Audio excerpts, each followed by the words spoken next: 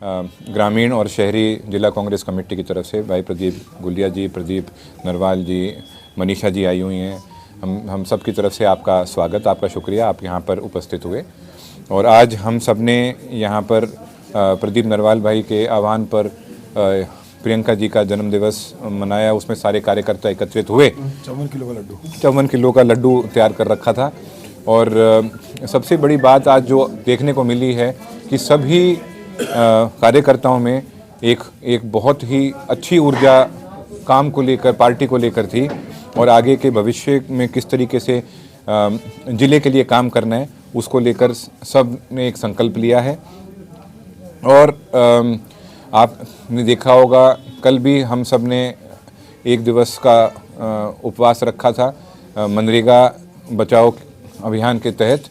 और इसमें भी उसकी सारी बातें हमने कल भी बता दी थी, पर जो मुख्य जो बात रही हैं वो ये रही हैं कि जो ये नया एक स्कीम जो लेकर आ रहे हैं उस स्कीम में एक तो कोई गारंटी नहीं है मज़दूरों के लिए।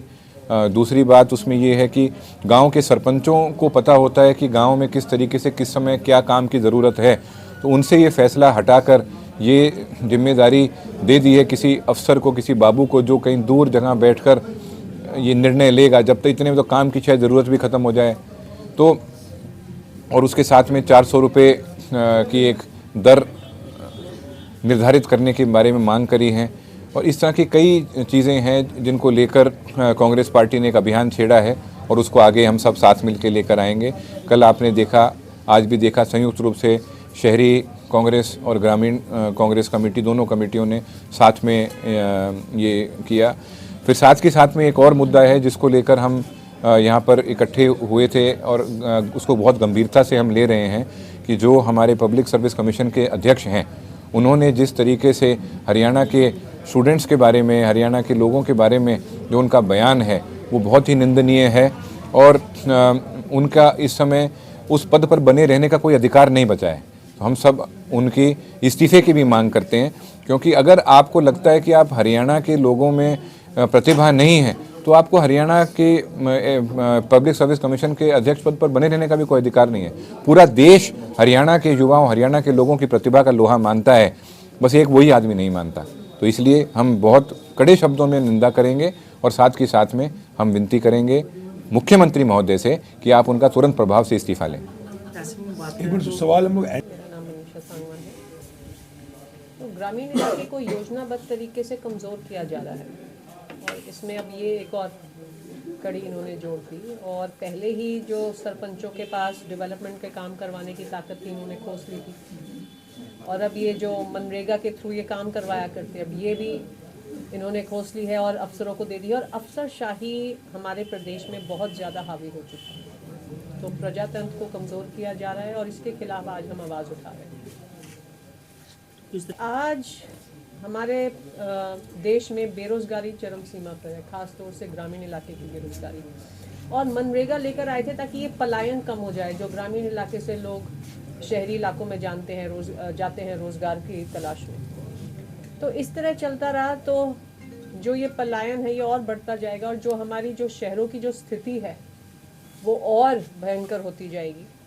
और मनरेगा को चाहे वर्ल्ड बैंक हो, चाहे यूएन के आला अधिकारी हो, सभी ने सराहा था, सभी, बल्कि हार्वर्ड में तो इस पर स्टडी भी हुई थी।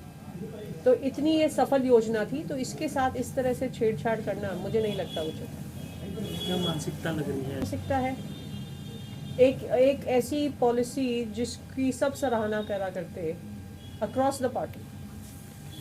बीजेपी शायद ये पचा नहीं पा रही कि कांग्रेस एक इतनी लोकप्रिय धरातल पे योजना लेकर आए थे जिसकी विदेशों में भी चर्चा थी, बस उसी के साथ छेड़छाड़ करना।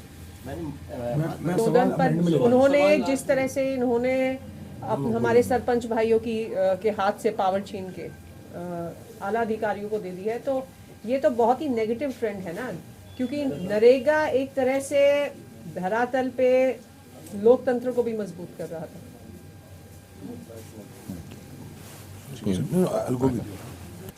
आज सबसे पहले तो 12 जनवरी को मैं सबको बधाई देता हूं प्रियंका जी के जन्मदिवस की।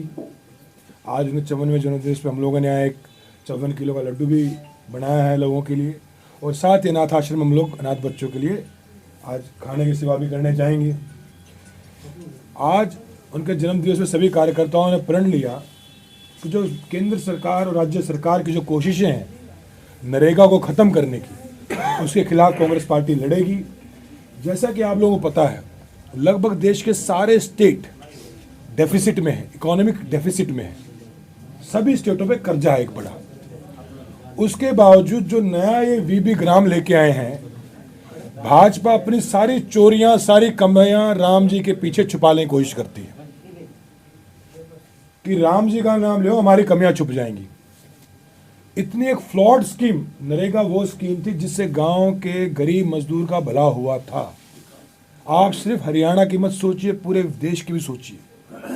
कई जगह मजदूरी 20 रुपए 30 रुपए थी, उसमें बढ़ोतरी क्यों हुई? क्योंकि सरकार ने गारंटी की कि इतना रोजगार आपको मिलेगा, उस पर मजदूरी में इजाफा हुआ। परंतु जो ये स्कीम लेके आए हैं, आप देखें सबसे बड़ा फ्लॉड क्या है। बोले जी पहले 90-10 का रेशियो था एक्सपेंडिचर का नरेगा का, कि 90% फंड देगी सेंट्रल गवर्नमेंट, 10% देगी स्टेट गवर्नमेंट। वो कर दिया 60-40। स्टेट गवर्नमेंट जो खुद कर्जे में है, वो आखिर 40% फंड कहाँ से लाएगी, बड़ा सवाल है। और इस पूरी मुहिम के खिलाफ, भाजपा की मुहिम के खिलाफ हम लोग आंदोलन करें। कल भी हमारे जिला कांग्रेस कमेटी के अध्यक्ष अनिरुद्ध चौधरी जी के नेतृत्व में, शहर अध्यक्ष प्रदीप गुलिया जी की नेतृत्व में सब लोगों ने कल धरना प्रदर्शन भी किया गांधी प्रतिमा जी के सामने।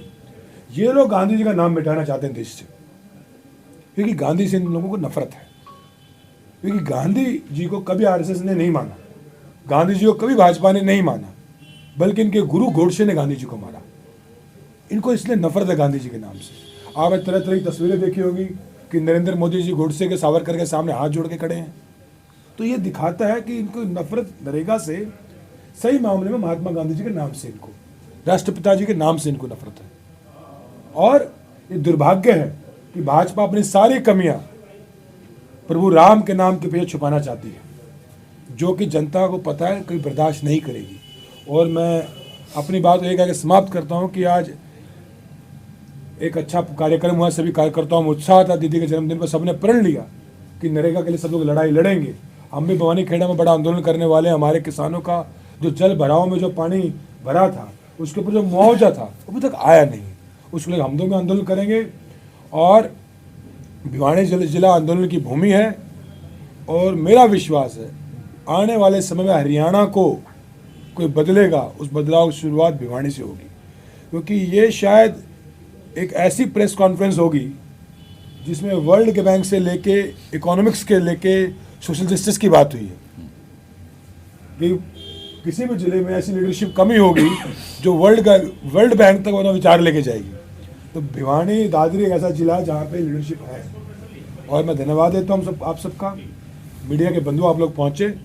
और हम आने वाले दिनों में एक बड़ा जन आंदोलन करने जाएंगे नरेगा के बचाव के लिए।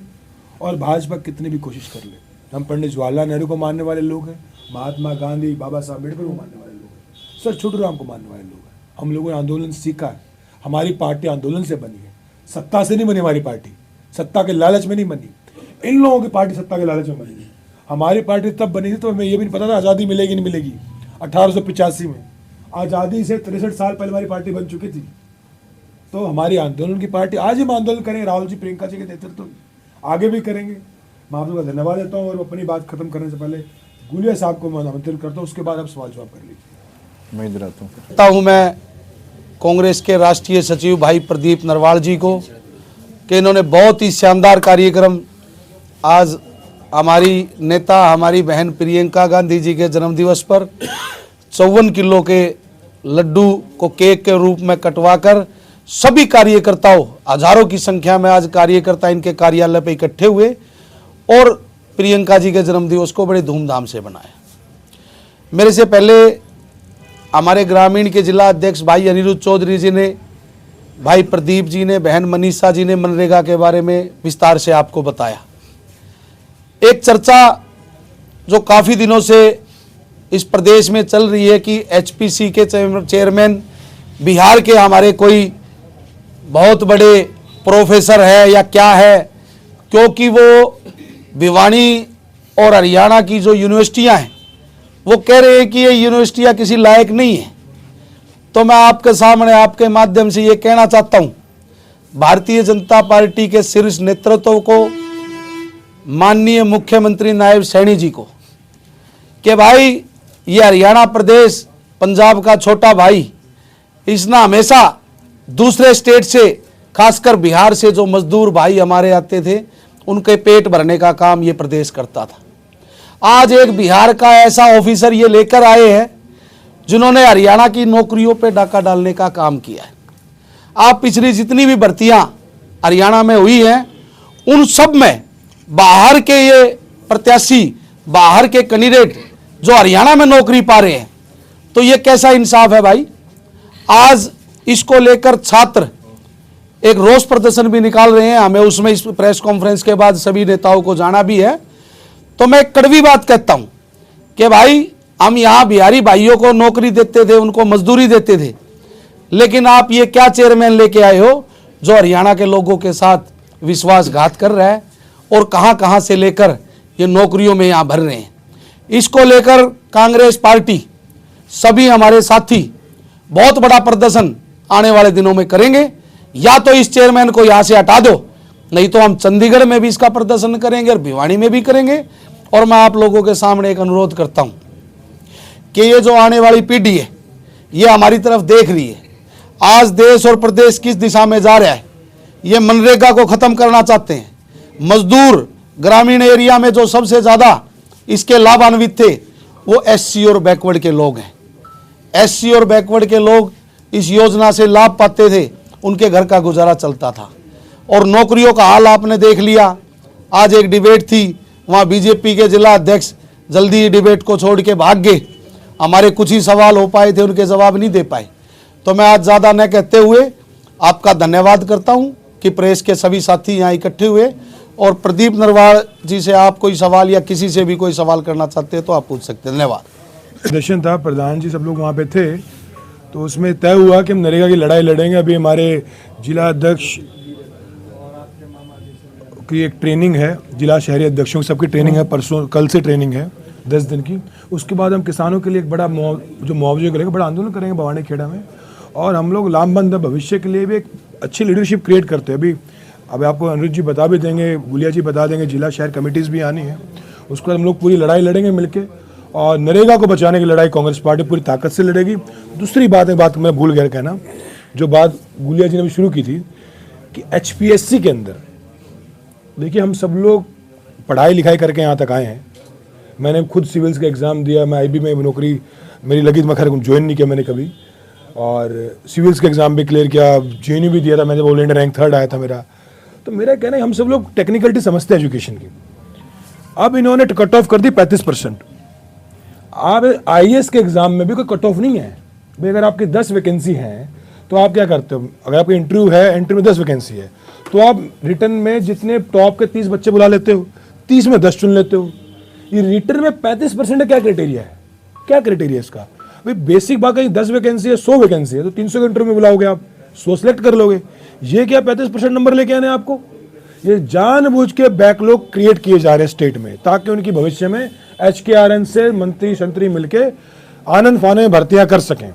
दूसरी बात, BCA की लोग बात करते हैं, DSC की बात करते हैं, मेरे पास पूरा परफॉर्मा पड़ा हुआ है। जहां 10 सीटें थी वहां बच्चा एक बुलाया गया इंटरव्यू के लिए। एक लड़का कल बैठा मुझसे मिलने आए थे, एक हमारा युवा साथी, बोला भाई साहब मैं BCA कुम्हार जाति से हूं, और कुम्हार जाति में इन कुम्हारों का वोट ले लिया है हमारी जाति का, लेकिन हमारी जाति की जो 10 सीटें आई थी उसमें से इंटरव्यू में एक बच्चा बुलाया है, 35% कट ऑफ में। कहाँ आरक्षण रह गए?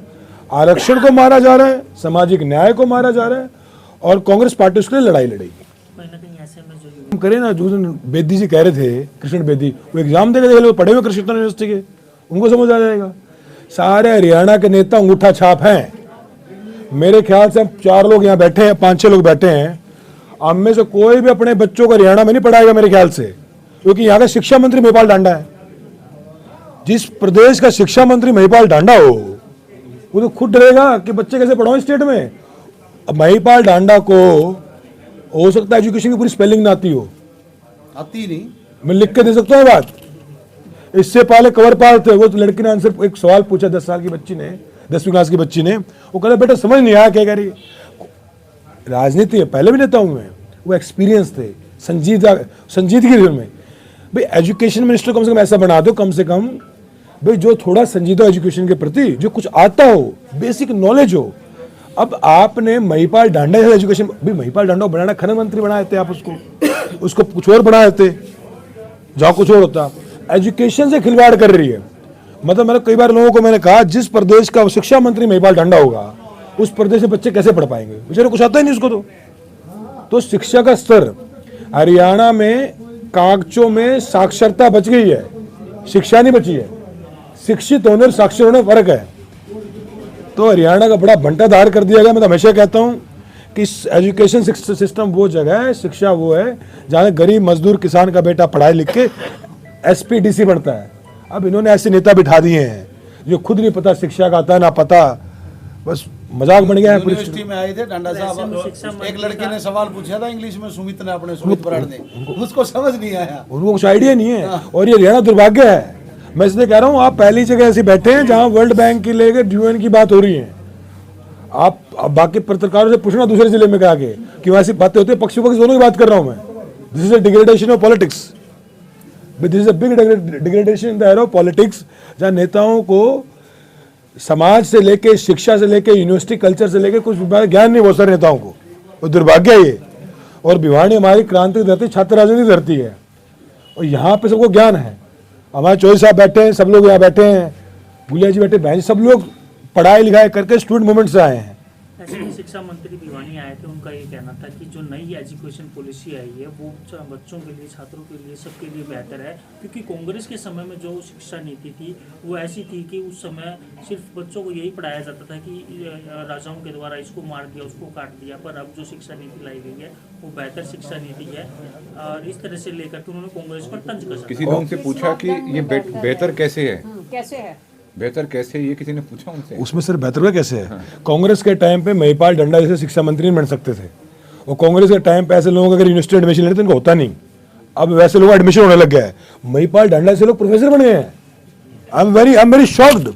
सेंट्रल यूनिवर्सिटीज में, कि मेरी सौभाग्य से जीवन में जिससे पढ़ा मैं पढ़ा आदित्य मुखर्जी, मृदुला मुखर्जी, सुचेता महाजन, रोमिला थापर, जिन्होंने देश की हिस्टोरी किताबें लिखी, टॉप के हिस्टोरियंस मेरे प्रोफेसर रहे हैं। वो गर्व से नाम लेता हूँ, Janaki Nair. They are very, एक अलग लेवल के, वो कहते हैं ना, एक लाइन बोलते थे तो उसके ऊपर थॉट प्रोसेस इवॉल्व में एक दिन लगता था ये क्या बोल गए।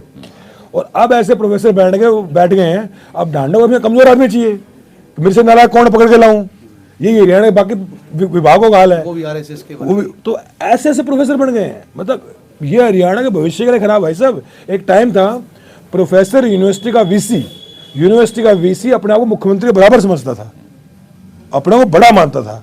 शिक्षा का हमेशा एक वैल्यू होती थी। अब तो सारे घूम रहे हैं, हमारे कोई MLA के पीछे घूम रहा है, कोई किसी के पीछे घूम रहा है। किस तरह क्या बच्चा है? आपने कहा कि महिपाल डांडा जो शिक्षा मंत्री है उनके होते हुए आप अपने बच्चों को यहाँ नहीं पढ़ाना। मैं एग्जांपल, मेरे तो बच्चे ही नहीं भाई। तो इस तरह मुख्य विपक्षी दल कांग्रेस है हरियाणा में, उसको आवाज नहीं उठानी चाहिए शिक्षा को लेके? कहीं ना कहीं सड़कों पे मैं तो विपक्ष के पास चौधरी साहब बैठे, हम लोग बैठे, बहन जी बैठे, भाई बैठे हैं, सभी लोग बैठे ही हैं, वही तो बात कर रहे हैं। छपेगी कितनी आप लोग दिखाएंगे? देखो मेरे तो बच्चे भी नहीं, मेरा तो ब्याह भी नहीं हो रहा, लेकिन मेरा ये कहना है भाई, मैं तो खुद रंड आदमी हूँ, लेकिन मेरा कहना है, मैं आपके बच्चों के लिए चिंतित हूँ। आपके मैम कभी उम्र तो मेरी भी चाली। जब कपिल सिब्बल HRD मंत्री थे, हाईली एजुकेटेड टॉप लॉयर, वो लोग मंत्री थे। आज इनका ये कहने का मतलब बात ऐसी है, दरअसल अगर बात करें तो अक्सर देखा जाता है ताकि कोई उनसे सवाल ना पूछ सके, ठीक है, बट ताकि अनुभक्ति बढ़ती जाए, ताकि लोग इनसे नौकरियां ना मांगे। एक अनपढ़ आदमी कैसे नौकरी? अगले 15 दिन बाद, आज से 15 दिन बाद भवानी खेड़ा में चौधरी साहब भी आएंगे, पूरी लीडरशिप आएगी, प्रदीप भाई बुलाए, सब लोग आएंगे। 14 दिन बाद कर रहा हूँ आपसे, मेरा रिक्वेस्ट है। ये सवाल पूछते हो अभी, सुनो, ऐसे कभी कांग्रेस देखी है आपने सड़कों पे, जो आप पिछले जब से संगठन बने हैं चल? कल हमारा धरना, ईमानदारी से बताओ। कल हमारा धरना प्रदर्शन था, जल भराव हम लोग गए, और 14 दिन बाद हम लोग घेराव करेंगे अगर किसानों का मुआवजा नहीं गया। मैं आपके माध्यम से कहना चाहता हूँ, अगर हमारे भवानी खेड़ा के किसानों का मुआवजा नहीं गया अगले 1 हफ्ते में, तो सरकार आंदोलन के लिए तैयार रहे। हम घेराव करेंगे, हमारे वहाँ तहसील है, डीसी तो बैठते नहीं वहाँ, तहसील का जिले का ही करेंगे, करेंगे। फिर उसके बाद जिले का करेंगे, जिले स्तर पे करेंगे, सभी तो सब मिलके करेंगे, तो बड़ा आंदोलन होगा, मिलके करेंगे। बहुत बहुत धन्यवाद, नमस्कार।